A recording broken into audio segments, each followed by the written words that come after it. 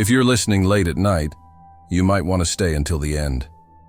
Something happened to me, and to this day I can't understand it. I worked the night shift on a cargo ship. It wasn't glamorous, it wasn't dangerous, or at least, it shouldn't have been.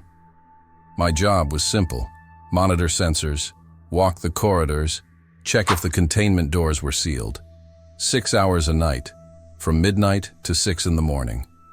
Alone. The ship would depart from Long Beach, California, cross the Pacific to Asian ports, and return. It was weeks at sea. Always the same background noise. Engines roaring, metal creaking, the ocean pounding against the hull. After 3 years of doing that, you stop hearing it. It becomes part of you. The crew was small, 12 people in total. During the day, there was activity. People in the mess hall, voices on the radios, doors opening and closing. But at night it was just me. The others slept. The captain slept. Even the cook slept. I liked that. I grew up in Detroit, in a house that was too crowded, too noisy, too many people. When I discovered I could make a living walking alone on an empty ship, I thought I'd found paradise. No forced conversations, no stares, just me, the hallway, and the darkness of the ocean outside. The hallway lights were dim and yellow, the kind of light that doesn't illuminate properly, only stretches the shadows. I carried a flashlight, but rarely used it. He knew every inch of that place. He knew where the floor creaked, where the air got colder near the refrigerated chambers, where the paint was peeling. My rounds took about 40 minutes. I would start on the main deck, go down to the cargo area, check the pressure and temperature sensors, check the magnetic locks on the containment doors. They were heavy, made of reinforced steel, and electronically locked. They could only be opened with an access code. Then I would go back up, walk through the outer deck, feel the icy wind on my face, and return to the control cabin. Every night. The same thing. I didn't mind the repetition. In fact, I needed it. My father had a psychotic episode when I was 15. He started seeing things, hearing voices. He said someone was chasing him. In the end, he tried to jump off the Ambassador Bridge. They couldn't save him. Since then, I've always been afraid. Afraid of inheriting that. Afraid of waking up one day and no longer knowing what was real. That's why routine calmed me. I knew exactly what to expect. Everything had logic. Everything had order. Until something started to happen. It was subtle at first. So subtle that I almost ignored it. But now, looking back, I realize I should have paid attention. I should have gotten off that ship while there was still time. Because what came after doesn't make sense.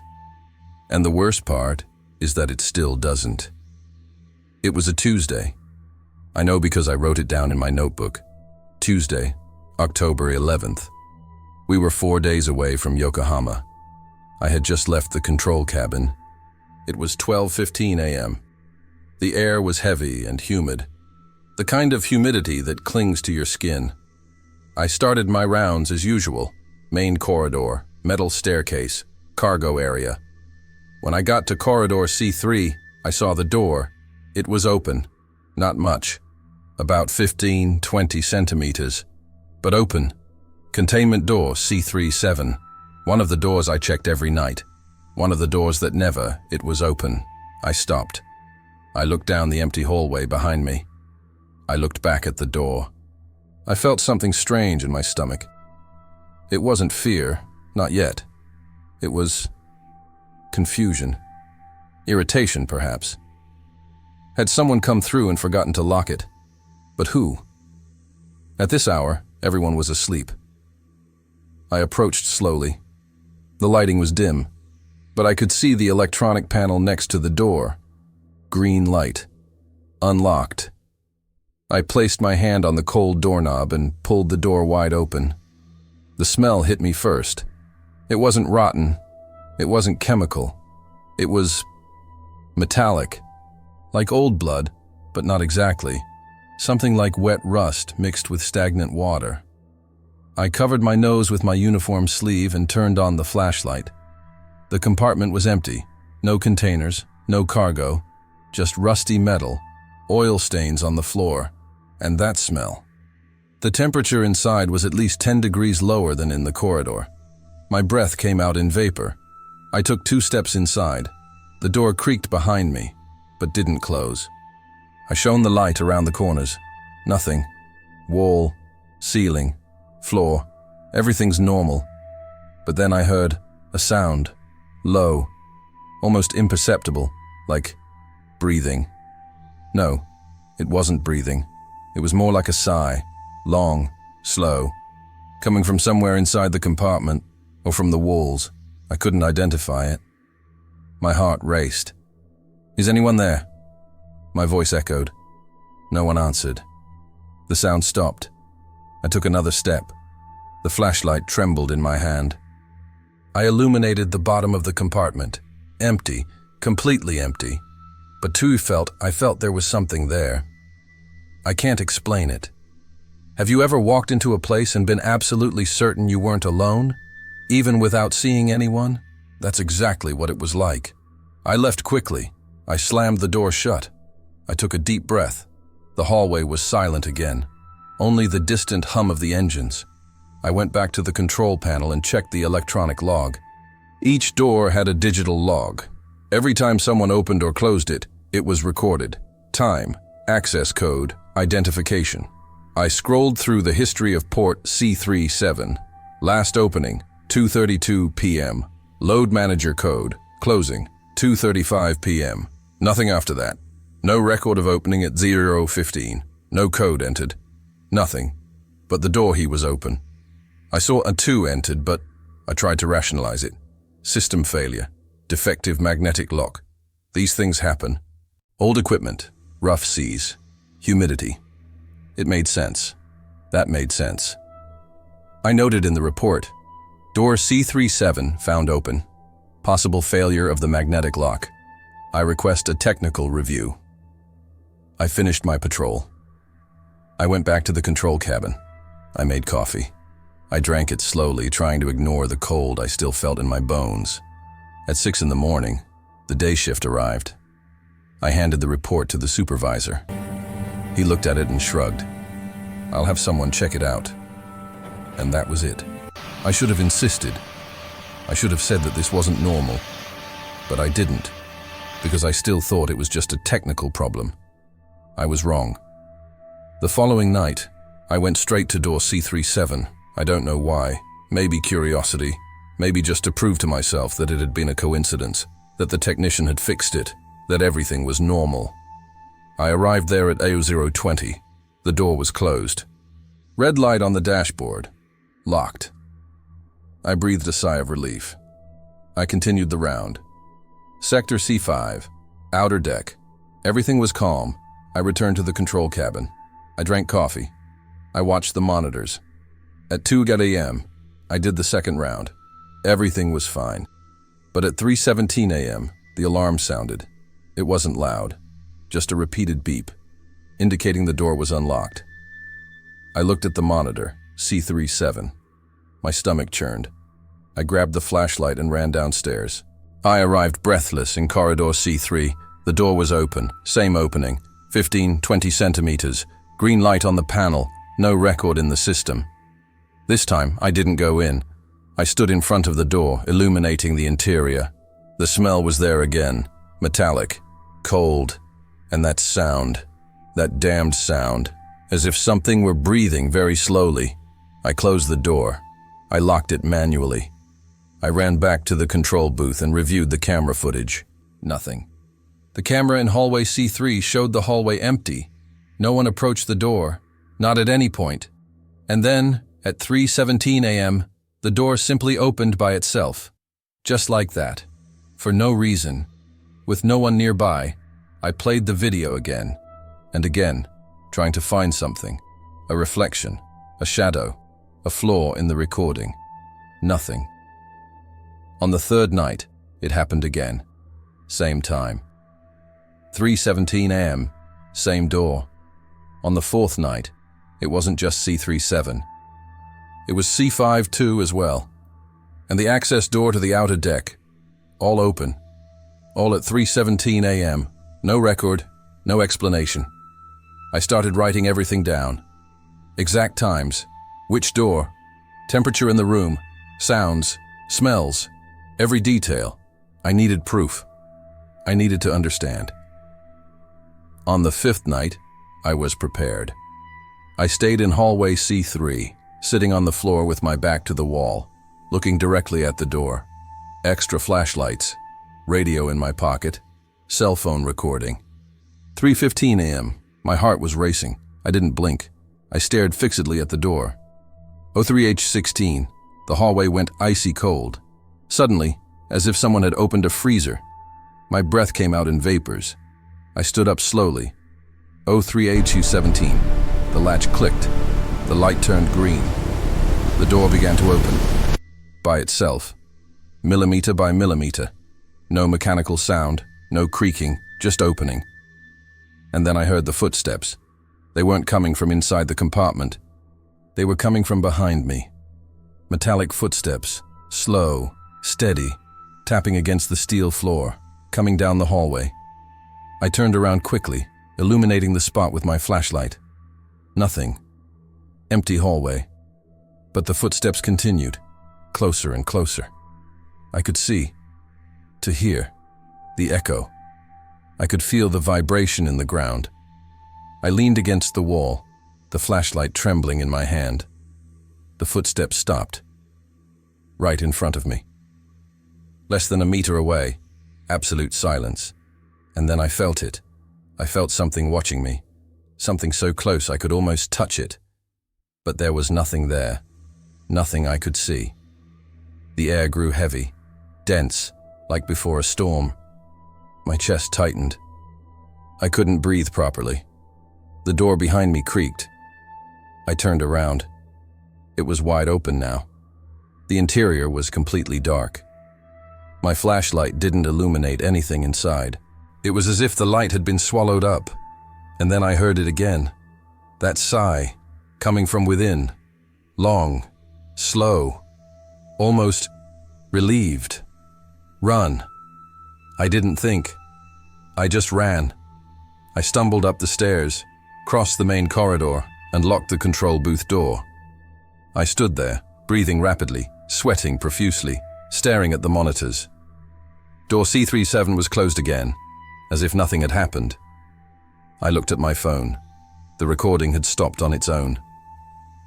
At 3:16 a.m., before anything else, I didn't sleep for the rest of the night. I should have asked to leave. I should have spoken to the captain, to someone, but I didn't. Because if I told them what was happening, what would they think? That I was crazy, that I was seeing things, just like my father. And maybe it was. Maybe that was it. Lack of sleep, stress, my brain playing tricks on me. I wanted to believe it, desperately, but deep down, I knew. You knew that it was real. I spent the day locked in my cabin. I didn't have lunch. I didn't have dinner. I just lay there, staring at the ceiling, trying to convince myself that I wasn't going to go down again, that I was going to ask for medical leave, that I was going to make up any excuse. But when midnight arrived, I was in uniform. Flashlight on my belt, radio in my pocket, because I needed to know. I needed to understand what it was, what I wanted, why it was happening to me. This time, I didn't wait. At 3 a.m., I went straight down to corridor C3. I stood in front of the door, waiting. The cold started at 3:10 a.m., more intense than before. My whole body was trembling. It wasn't just from the cold, it was fear, pure and visceral. 3:15 a.m., the lock clicked, the door opened, and this time, I went in. I don't know why. It wasn't courage, it was something more primal, something that pulled me inside, as if it needed to be there. The interior was dark. My flashlight barely worked. The light flickered weakly, illuminating only a few meters ahead. The smell was unbearable now. Metallic, rotten, like burnt flesh mixed with rust. I took 3 steps, 4. The door behind me was still open. I could see the yellow light from the hallway. my only point of reference, and then I heard it. It was no longer a sigh. It was a voice. Low. Hoarse. As if it came from very far away, or from very close. I couldn't tell. She said my name. Not the name I use on the ship. My real name. The name only my mother uses. The one I don't tell anyone. Lucas. My blood froze. I turned the flashlight backward, forward, to the sides. Nothing. Only darkness. But the voice continued. Lucas, do you know why you're here? I didn't answer. I couldn't. My throat was closed up. You always knew. I stepped back. 1 step. 2. My foot hit something. I looked down. There were marks on the ground, deep scratches in the metal, as if someone had been dragged, long lines, parallel, ending right where I was. And then the door slammed shut. The sound echoed like a gunshot. I turned quickly.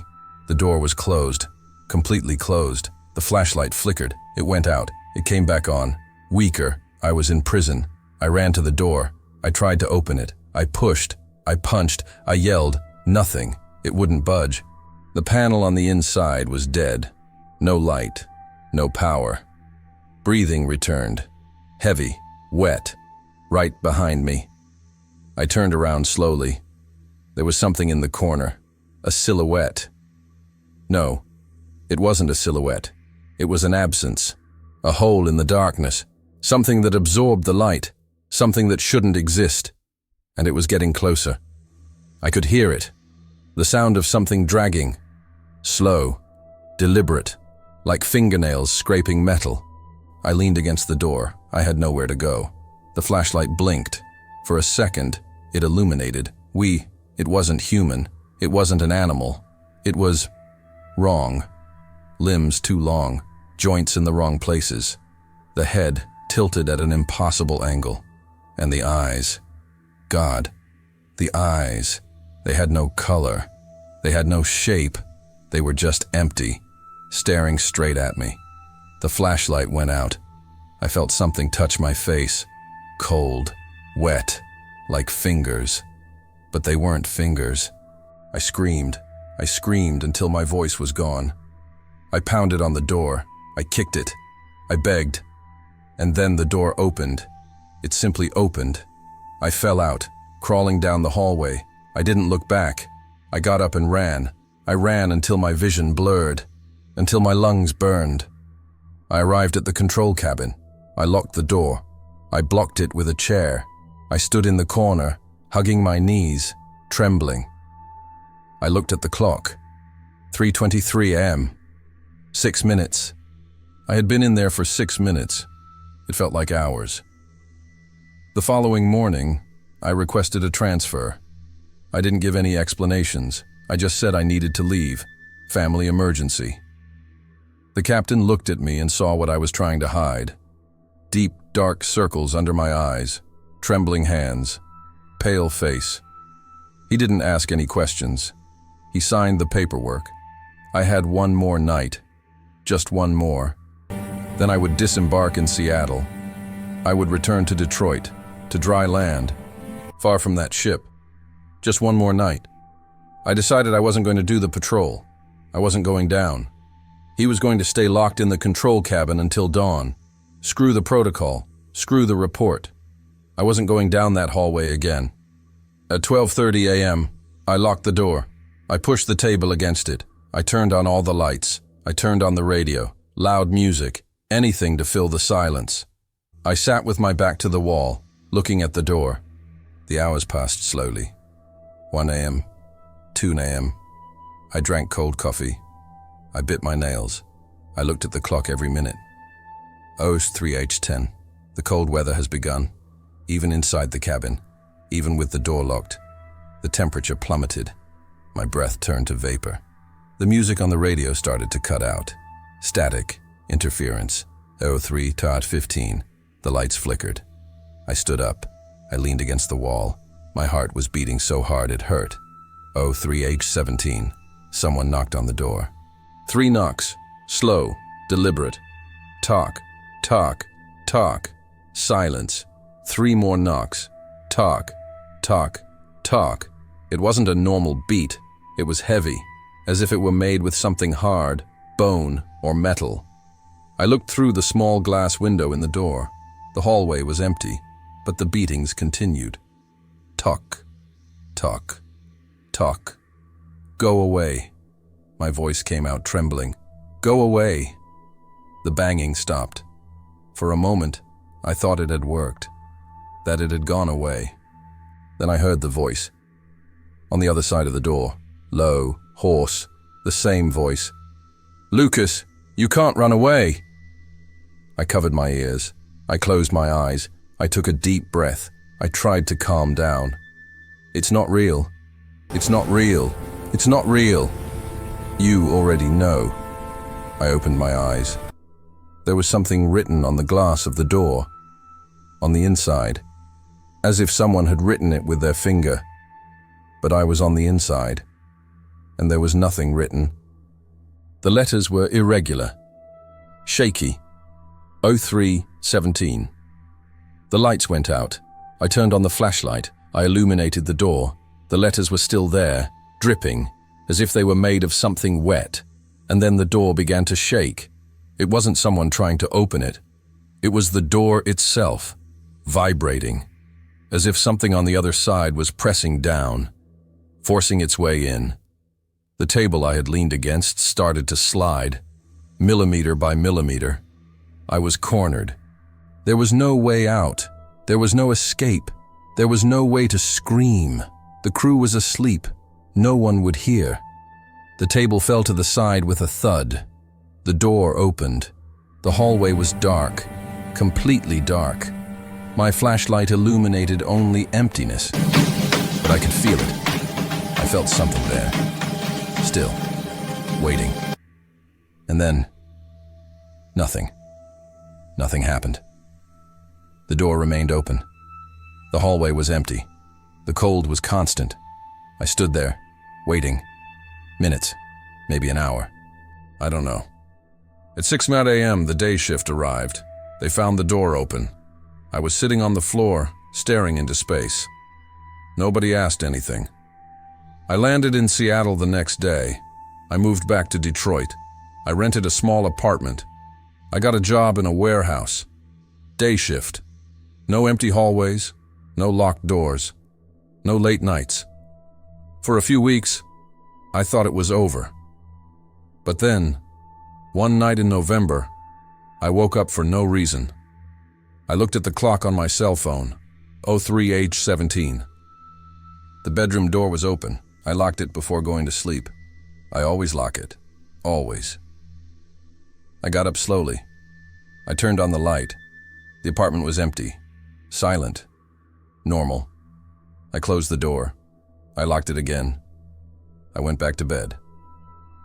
The following night, it happened again. I woke up at 3:17 a.m. The door was open. On the third night, I didn't sleep. I stayed awake, staring at the door, waiting. 03017. The latch clicked. The door opened by itself, and I heard it. Coming from the dark hallway, 3 beats, slow, talk, talk, talk. I don't know if I left something behind, or if something came with me, but every night, at 3:17 a.m., he's here, waiting.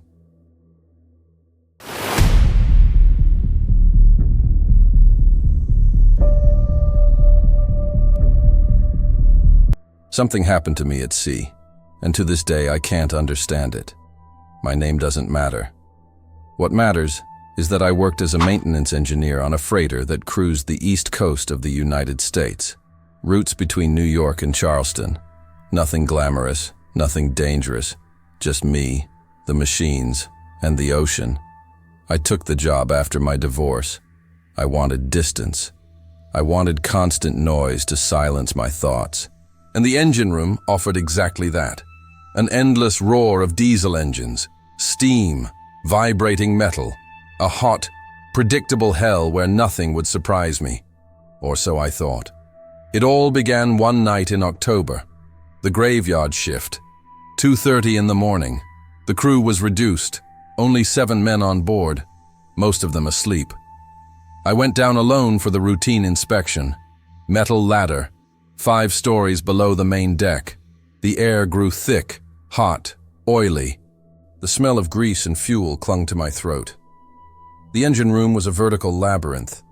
Giant motors arranged in rows, pipes crisscrossing the ceiling, narrow great walkways. Everything vibrated, everything hummed. The noise was so constant that it became almost silent. You stopped hearing it after a while. But that night, I heard. At first, I thought it was just tiredness. I hadn't slept much for 3 days. Insomnia. Bad thoughts. You know how it is. But then I stopped in the middle of the catwalk, checklist in hand, and realized the sound of the engines had changed. It didn't fail. It didn't choke. It changed the rhythm. It was subtle, as if the constant roar had gained pauses, intervals, a pulse, like a slow, deep breath. Inhale, exhale, inhale, exhale. I stood there, holding onto the handrail, feeling the vibration rise up my arms. My heart raced. I tried to convince myself it was a coincidence. A power surge, a faulty valve, anything logical. But deep in my mind, a voice whispered, "Machines don't breathe." I continued the inspection. My hands were sweating inside my gloves. The temperature seemed to have risen. 50 degrees, easily. I opened the engine's cooling valve 3. Everything normal, stable pressure. But that sound, that breathing, that's when the radio on my waist started crackling. Static, then silence. I picked up the radio. I pressed the button. "This is maintenance. Any problems?" Nothing. Just a faint hiss. And then, a voice, distorted, muffled, as if it came from very far away. Deck 6. My blood ran cold. I was on deck 6. I let go of the radio. It swung from its seatbelt, hitting against my thigh. I looked around. Shadows danced among the engines. The yellowish light flickered. The heat was unbearable, and the engines kept breathing. Inspiration, expiration, inspiration. I knew I should go up. I knew something was wrong, but my feet wouldn't move. I just stood there, listening to that mechanical breathing, feeling the living metal beneath my hands. And then the radio crackled again. This time, the voice was clearer. "Don't go up." I ripped the radio from my belt and stared at it as if it were a living thing. The screen flickered a ghostly green in the dark. Channel 7. The crew's internal channel. "Who's there?" My voice came out louder than I intended. Static. I waited. 10 seconds. 20. Just the low, constant hiss, and that breathing sound in the engines that I could no longer ignore. I tried to convince myself. Interference. It had to be. Sometimes the radios picked up fragments of other vessels, conversations distorted by the ocean, or maybe some drunk crew member messing with the controls up there. Jake, probably. He loved to mess around on the night shift, but Jake didn't know where I was. Nobody knew. I hadn't warned them I was going down to the engine room. I just grabbed my equipment and went. Routine. Nothing that required communication. I fastened the radio back to my belt and continued the inspection, but my movements were tense now. Every shadow seemed denser. Every reflection in the steel pipes seemed to move a second after I turned my head. The heat was worse, unbearable. I took off my helmet and ran my hand over my face. Sweat trickled down my neck. My breathing was rapid, short, shallow. I needed to control it. I couldn't panic. Not there. Not alone. I reached the main control panel. All indicators were normal. Temperature, 48 degrees. Pressure, stable. Engine RPM, within range. Everything was working perfectly. But that sound. I placed my hand on the cold metal of the dashboard and closed my eyes, trying to listen properly. To separate the noise. To identify its source. And that's when I realized It wasn't the engines. The breath was coming from somewhere else. I opened my eyes. I turned slowly to the right. The walkway stretched for another 30 meters, disappearing into the darkness. 2 lamps were burned out there, only shadows. The radio crackled again. This time, it wasn't static. It was a voice. Clear, firm, masculine. Deck 6. Do not go up. My heart pounded in my chest. "Who are you?" I shouted. "Where are you?" Silence. I picked up the radio and changed the channel. Channel 1, control bridge. "This is maintenance." "Is someone calling me on channel 7? The captain's voice replied, sleepy and irritated. "No, it's all quiet here. Is there a problem?" I hesitated. What was I going to say? That I was hearing voices? That the engines were breathing? No, everything's fine. Just checking. I hung up before he could ask any more questions. I stood there, alone, the weight of the silence crushing me. The noise of the engines continued, that damned rhythmic breathing. Inhale, exhale. And then I felt it. Someone was watching me. It wasn't paranoia, it was a physical certainty.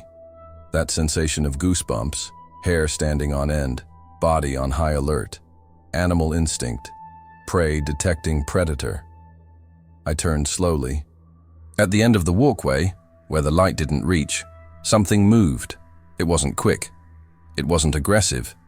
It was deliberate, a shadow larger than the others, more solid, almost human in shape, but wrong, crooked, as if the angles didn't fit together properly. I took a step back. My boot hit the metal of the railing and the sound echoed loudly. The shadow stopped. I froze. Every muscle in my body screamed at me to run, but my feet were cemented to the ground. I couldn't look away. And then the thing tilted its head, slowly, curious, as if he were studying me. The radio exploded in such loud static that I jumped. I ripped it from my belt, but before I could turn it off, the voice came back. Closer now, almost a whisper inside my head. "No! Go up!" And the shadow took a step toward me. I ran. I didn't think. I didn't reason. I just turned and ran across the walkway toward the stairs. My boots pounded against the metal, the echo multiplying off the steel walls. Behind me, I heard footsteps. No, they weren't footsteps. It was a dragging sound, metal scraping against metal, slow, steady, as if something heavy were moving. I didn't look back. I reached the stairs and climbed 3 steps at a time. My heart was pounding. The heat was suffocating. I needed to get out of there. I needed to reach deck 5, 4, anywhere above. But when I got to the landing on deck 5, the door was locked. I gripped the metal steering wheel and turned it. It didn't budge. Locked. Impossible. That door was never locked. It was an emergency exit, against regulations. No. I turned it forcefully. Nothing. I tried pushing with my shoulder. The door didn't budge an inch. The dragging sound continued, rising up the stairs, closer, closer. I let go of the door and kept climbing. Deck 4, the next exit. It had to work, but when I got there, it was the same thing. Door locked. My breath came out in short gasps. Pure, raw panic. I kept climbing. Deck 3, Deck 2, all locked. Impossible. Physically impossible. I stopped on the landing of Deck 2, my hands trembling, sweat soaking my shirt. I looked down. The staircase spiraled down in the dark. And down there, on Deck 6, a silhouette stood at the base. He was waiting for me. Not watching me, waiting for me. The radio made a hissing sound. "I warned you." The voice was calm now. Almost sad.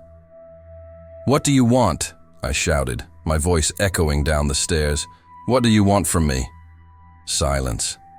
And then the lights went out. Total darkness. Absolute darkness. The kind of darkness that hurts your eyes. My flashlight was on my belt. I grabbed it with trembling hands and turned it on.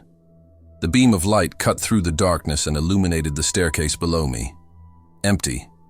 The silhouette had vanished. I took a deep breath. Once, twice, trying to regain control. Maybe it was a hallucination, lack of sleep, extreme heat, dehydration. It had to be. But then I heard beats, metallic, rhythmic, coming from below, very below. Tum, tum, tum, like someone tapping on the side of a metal tank. 3 taps. Pause. 3 taps. Pause. I lowered the lantern and illuminated the bottom of the stairs, beyond deck 6. And that's when I saw it. There was another door downstairs, a door I had never seen before. I knew that ship. I'd been working there for 6 months. He'd gone down that ladder dozens of times. Deck 6 was the top deck, the engine room. There was nothing else there. But there it was. A gray metal door with rusty rivets and a sealing wheel in the center. And it was ajar. The knocking continued to come from there. Tum, tum, tum. My mind was struggling to process it. A ghost deck. A space that shouldn't exist. Maybe it was a sealed compartment. Maybe it was some old ballast tank I'd never noticed. But I knew I was lying to myself. I went down 1 step, then another. I don't know why. My body moved on its own, pulled by a morbid curiosity. Or maybe by fear, the kind of fear that paralyzes you if you stand still. So you move forward because it's the only thing you can do. I arrived on deck 6. The engine room was quiet now. The engines had stopped breathing. They were off. Completely off. Impossible. The ship couldn't sail without them. But there I was, standing in dead silence, illuminating a door that shouldn't exist. The banging stopped. The radio crackled one last time. The voice was different now. Multiple. As if several people were speaking at the same time. Go down, and the door below me opened a little wider, creaking, slowly, revealing darkness. I should have gone upstairs. I should have yelled on the radio. I should have smashed down a damn door with a sledgehammer if necessary. But I went down, because something inside me needed to know, needed to see. Like when you were a child and you heard a noise in the basement. You knew you shouldn't look, but you looked anyway. The staircase continued beyond deck 6. Rusty metal steps, narrower, steeper. My flashlight illuminated only 3 meters ahead. Beyond that, only darkness. The air changed. It turned cold, freezing. A brutal difference from the 50 degrees up there. My breath came out in clouds of steam. It didn't make sense. We were at the bottom of the ship, near the engines. It should have been the warmest place. But my fingers were going numb. I went down 5 more steps and came to the half-open door. The latch was covered in rust, as if it hadn't been opened in decades. I put my hand on the metal, freezing. I pushed slowly. The door groaned and opened, and I saw what was underneath. It wasn't a compartment. It wasn't a tank. It was a corridor, long, narrow, with peeling steel walls. Dead light bulbs hanging from the ceiling by exposed wires, puddles of dark water on the floor, and at the end, maybe 20 meters ahead, another door, closed. My mind screamed that it was impossible. I had seen the ship's blueprints. I had studied every deck. There was no space for it, not physically, but there it was. I went in. The door slammed shut behind me with a dull thud that made me jump. I tried to open it again. Locked. Of course it was. All that was left was to move forward. My footsteps splashed in the water. The cold was biting now. My breath froze in the air. Each breath ached in my lungs. I gripped the flashlight tightly. It was the only real thing I had. That's when I saw the marks on the walls. Scratches. Hundreds of them. Deep, as if someone had dragged their fingernails across the metal, trying to escape. Some formed words. Skirt, do not look. He sees you. My throat tightened. I kept walking, because stopping meant thinking, and thinking meant accepting where I was. I reached the final door. There was no ceiling wheel, just a simple doorknob, rusty, and it was hot in a freezing place. I placed my hand on it and felt the heat burn my skin. But I didn't let go. I spun around. Click. The door opened, and what I saw inside brought me to my knees. It was the engine room, exactly the same as the one above. Same motors, same piping. Same layout, but everything was wrong. The engines were covered in rust. Burst pipes spewed black steam. Walkways were twisted as if something gigantic had passed through them. And in the center of it all, where the control panel should have been, there was a man, back turned, standing still, wearing a blue jumpsuit identical to mine. My blood froze. "Hey." My voice came out broken. Are you okay?" He didn't move. "We need to get out of here. This place shouldn't exist. Nothing." I took a step forward, then another. The flashlight trembled in my hand. When I was within 3 meters of him, I stopped, because I had seen his reflection in a steel pipe. He had no face. Where there should have been eyes, a nose, a mouth, there was only smooth skin, like a mask of flesh. My whole body froze. Every instinct screamed at me to run, but I couldn't move. And then he turned around, slowly, mechanically, and where his face should have been, there was something worse. My face was there. My eyes, my nose, my mouth. Even the scar on my eyebrow that I've had since I was a child.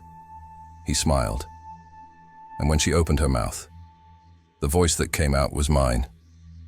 "You shouldn't have gone down." The lights went out. I ran in the dark, bumping into everything, the flashlight falling from my hand, the sounds of footsteps. My footsteps, coming from all sides. I found a ladder. I climbed until my lungs burned, until my legs gave out. And when I finally walked through a door and landed on the main deck, the sun was rising. The crew found me passed out, drenched in sweat and ice-cold water, clutching a radio that had been broken for 3 months.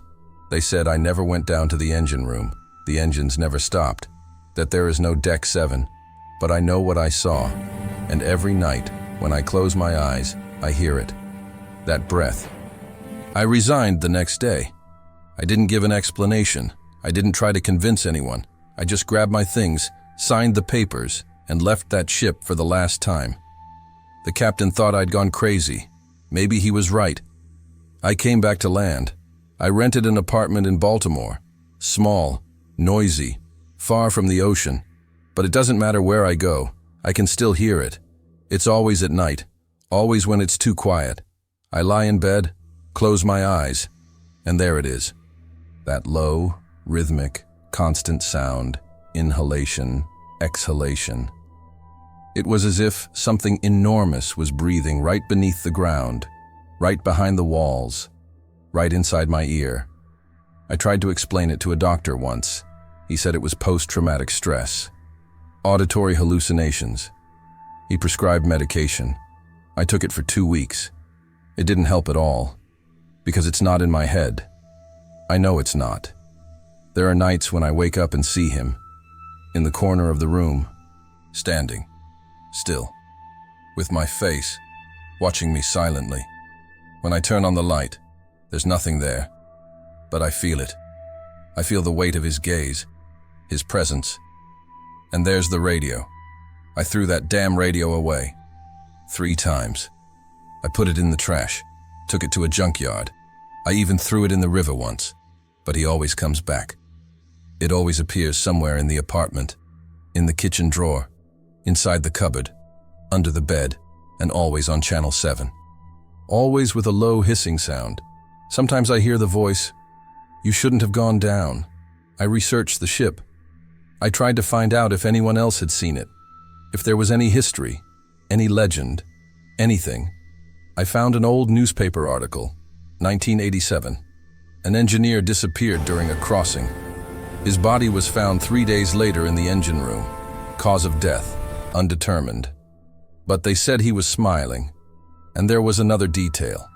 The autopsy report stated that the body was cold, freezing. Even though it was in an environment of 50 degrees, I quit my job. I can no longer hear the sound of engines without feeling that tightness in my chest. I work in a warehouse now. Day shift, busy place. There are always people around. There's always noise. But it's no use. Because every time I walk through a metal door, every time I go down a flight of stairs, every time I hear a creak or a distant echo, I remember. I remember the half-open door. I remember the impossible hallway. I remember my reflection staring back at me. And I remember the feeling that I didn't climb up there alone.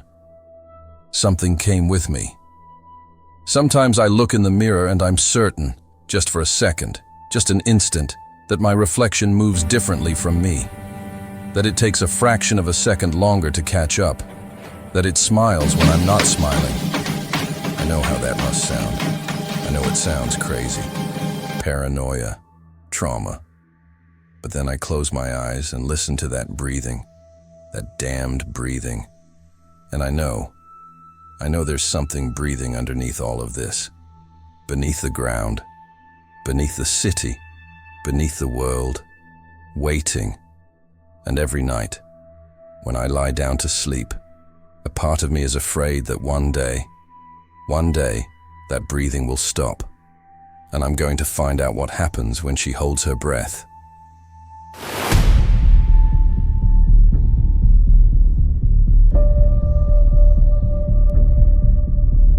Something happened to me in the middle of the ocean, and the company paid for my silence. My name is Marcus. I am 38 years old, chief engineer of a Panamax-class freighter that flies the route between Long Beach, California, and Cape Town. 23 days at sea, 15 people on board, no luxuries, just steel, diesel fuel, and the constant noise of the machinery vibrating through the hull. I accepted longer shifts after the divorce. Sarah got the house. I got the silence. And at sea, at least, silence makes sense.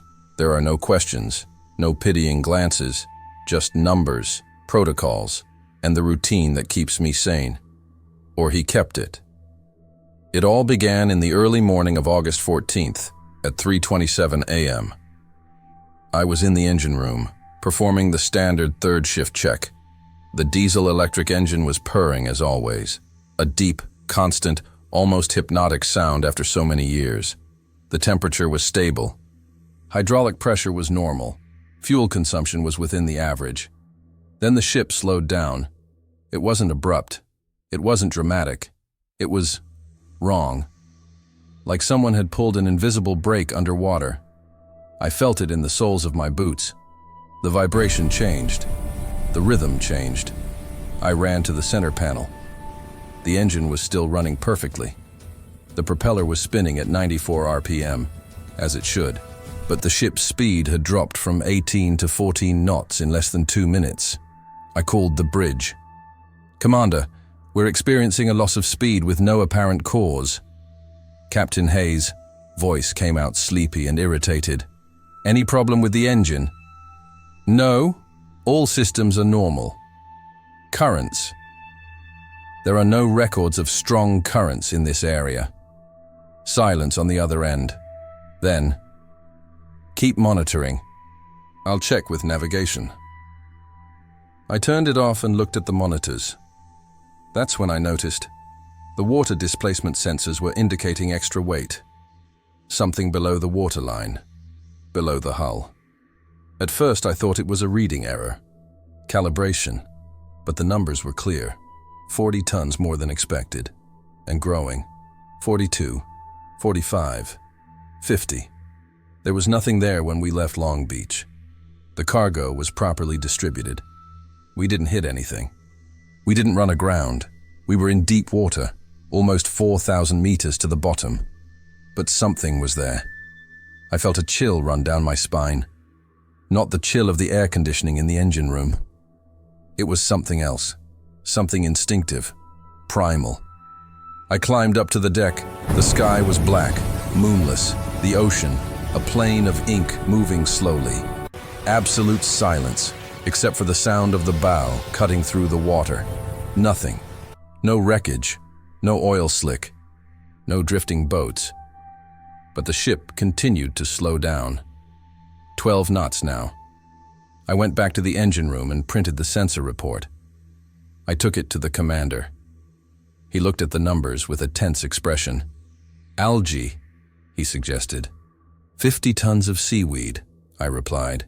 He didn't say anything. He just folded the paper and put it in his pocket. We'll observe until dawn. If there's no improvement, we'll report back. But deep down in my head, a voice was whispering something I didn't want to admit. This is not algae. This is not wreckage. This is alive. I didn't sleep that night. I stayed in the engine room, eyes fixed on the monitors, watching the numbers climb.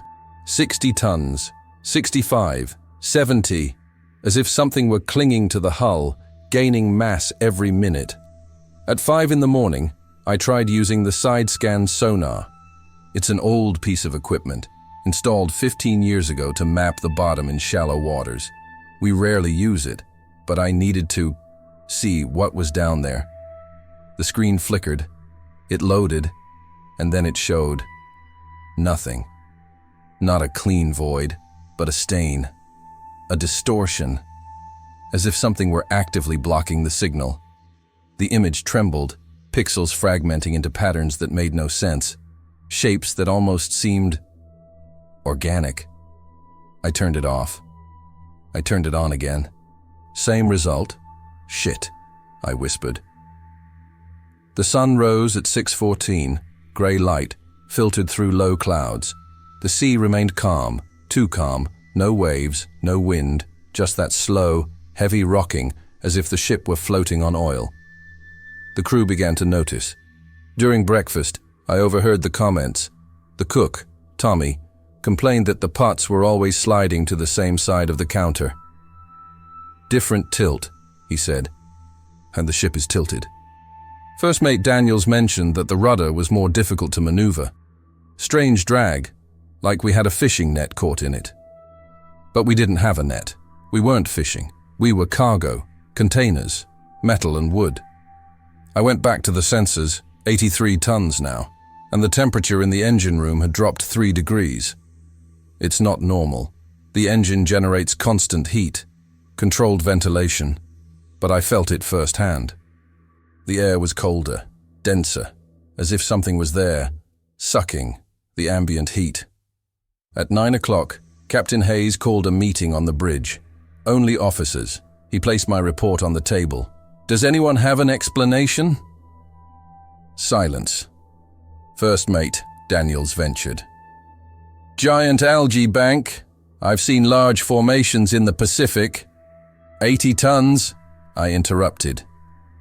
And growing. Algae don't behave like that. Submerged wreckage, suggested the navigator, Chen. The sensors would have shown an impact. There wasn't one. Hayes looked at me.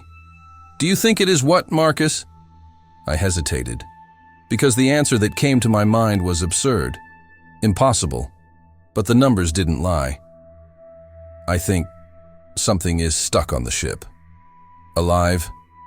Daniel's voice had a note of disbelief. I don't know. Hayes rubbed his face with his hands. We need visual confirmation. I'm going to authorize an inspection dive. My stomach clenched. The captain, we're in deep water. A shallow inspection.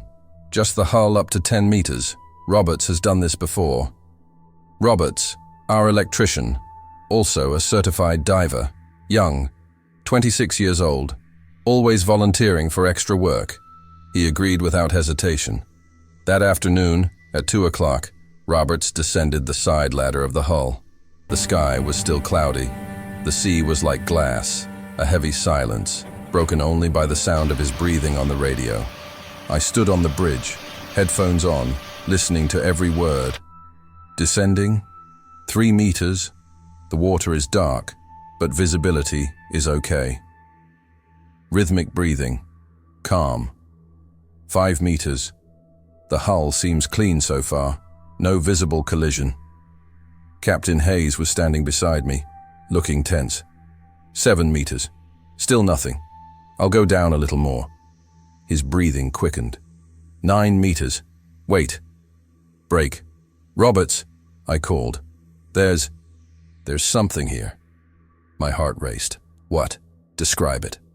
Silence. Only his breathing, now irregular, gasping. Roberts, answer me. It's not possible. What are you seeing? And then he screamed. A sharp scream, muffled by the water and panic. It has toes! It has toes on the hoof! Holy shit! It has... The radio cut out. Absolute silence. Roberts! Hayes shouted into the radio. Roberts! Answer! Nothing. We ran to the deck. The security team was already pulling the rope. Roberts climbed up too fast. Dangerous, but nobody cared. When they pulled him out of the water, he was trembling. His eyes were wide and glazed. His mouth was open, but he wasn't making a sound. They ripped his equipment off. They tried to talk to him. He didn't respond. She just stared at the water, with an expression of absolute terror. They took Roberts to the infirmary. He didn't say a word. He just picked up a piece of paper and a pen. And she wrote, with a trembling hand, fingers. Roberts did not speak for 12 hours. He lay in the infirmary, huddled in the corner of the bed, staring at the wall. The ship's doctor, Dr. Patel, said it was shock. Acute psychological trauma. He recommended light sedation, but Roberts refused any medication. He just lay there, trembling occasionally, his lips moving silently. I needed to know what he had seen. I entered the infirmary at 10 o'clock at night. Roberts was awake, his eyes fixed on the ceiling. I approached slowly and pulled up a chair. Roberts, he said softly, I need you to tell me what you saw down there. He didn't move. I know it was traumatic, but the entire crew is at risk. We need to understand. Hands, he whispered. My blood ran cold. What do you mean, hands? Hands, big, long fingers, pressed against the hoof. His voice was hoarse, broken. Hundreds of them, rising from the bottom, as if they were climbing the ship. Silence. Alive? I asked.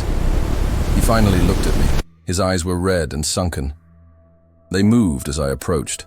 The fingers opened, closed, slowly. I felt nausea rising. What size? Each hand, the size of a person, maybe bigger. He swallowed hard. And they weren't human. The skin was wrong, too smooth, gray, like wet rubber. Did you see the body? Where did they come from? I couldn't see them.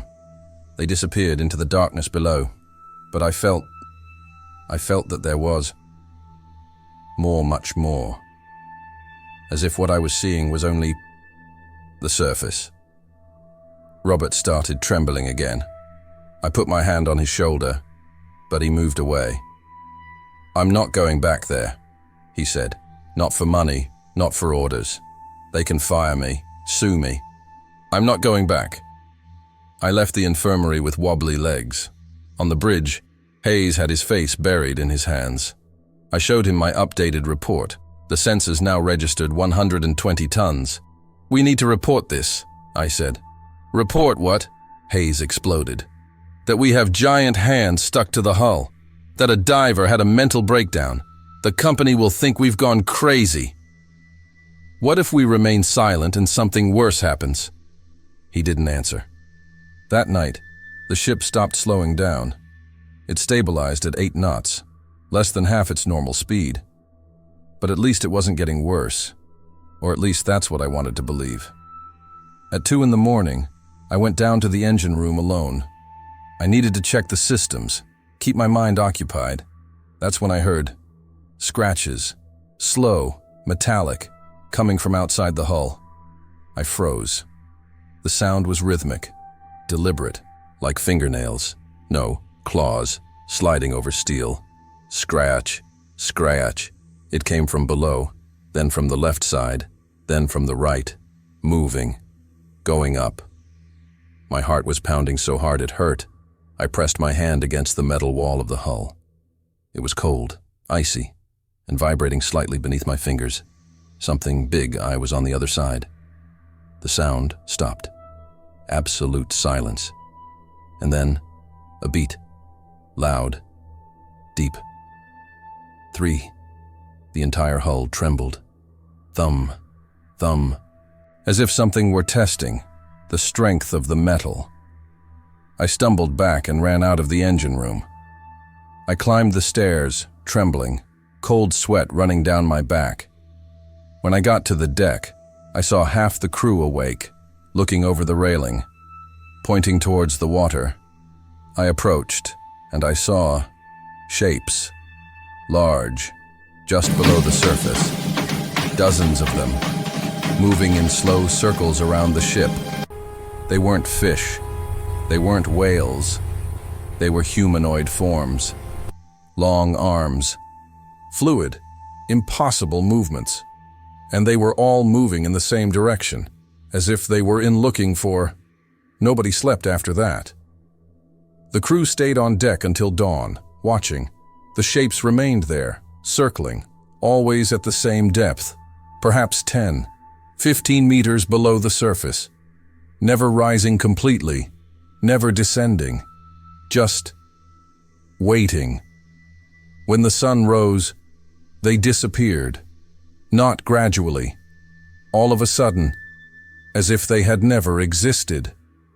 The water returned to normal, calm, empty, but we all knew they were still there, just deeper down. Hayes finally gave in and sent a report via satellite to the company. Briefly, technically, anomalies in weight sensors, possible unknown marine fauna, instructions requested.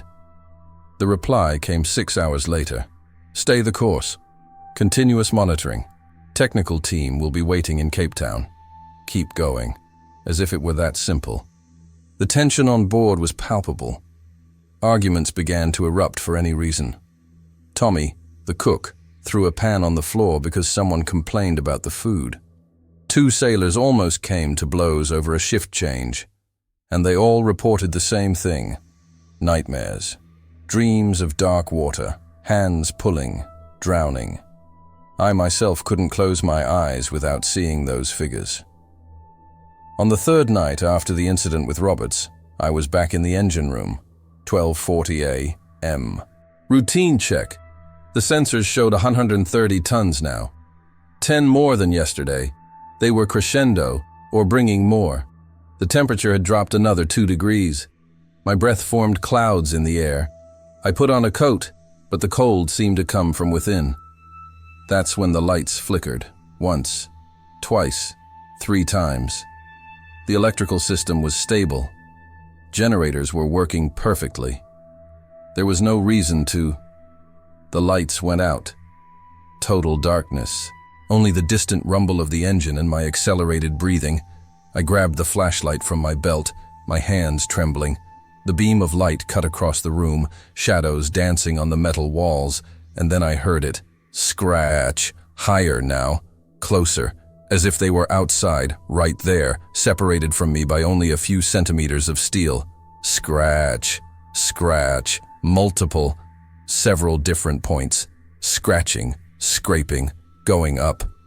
My heart raced. I backed up to the door, but I couldn't take my eyes off the hull. The flashlight trembled in my hand.